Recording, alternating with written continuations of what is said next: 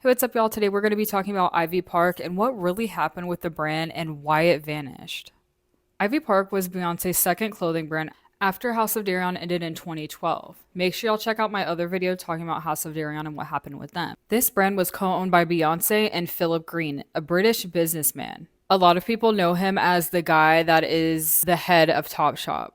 This fashion line was completely different from House of Darion because fashion had changed so much by 2016. Instead of wearing blazers to the club and wearing very professional looking outfits, a lot of people like to wear athleisure wear or just anything sporty, really. So many things would include like crop tops, leggings, sports bras, and just like sporty kind of bags like fanny packs. She would go on to tell us the inspiration behind Ivy Park and how running with her dad when she was younger in the morning taught her discipline.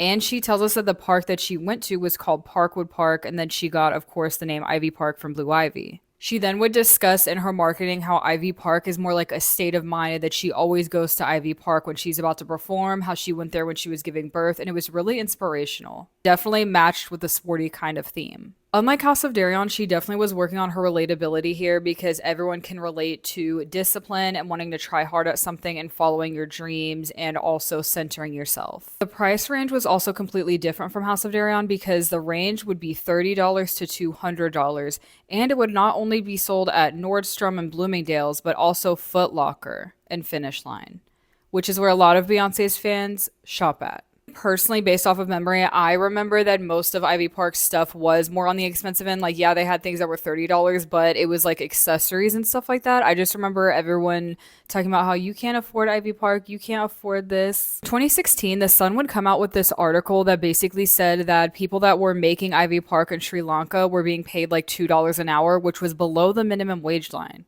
However, this was debunked by CBS News because it turns out that they were actually getting paid $6 a day, which was double what their minimum wage was. And in 2018, before Ivy Park even hits the racks, there's another controversy. Beyonce's business partner, Sir Philip Green, gets called out for SA, bullying, and racial abuse. This was during the Me Too era, and it was such a big thing that they dubbed it the British Me Too movement.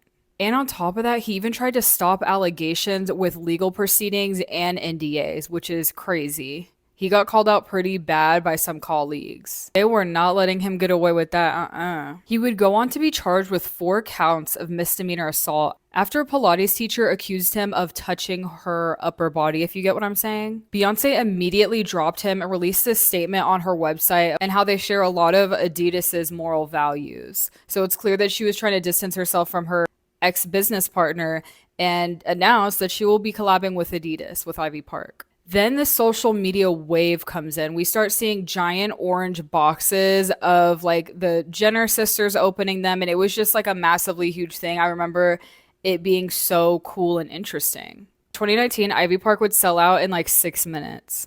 And yet another controversy arises. Apparently, it was alleged that Beyonce and Reebok had this huge spat before she signed with Adidas. It is alleged that Beyonce walked into the room saying, "Is this the team that is working on my product? Nobody reflects my background, my skin color, and where I'm from and what I want to do." But Reebok did say that this is complete BS and that they had talked to Beyonce even after this meeting happened. Last Ivy Park drop would happen in 2021, and then we heard nothing. It was radio silent. Reports started rolling in that sales were around 40 million, which is pretty far from the 250 million the company was projected to make the previous year.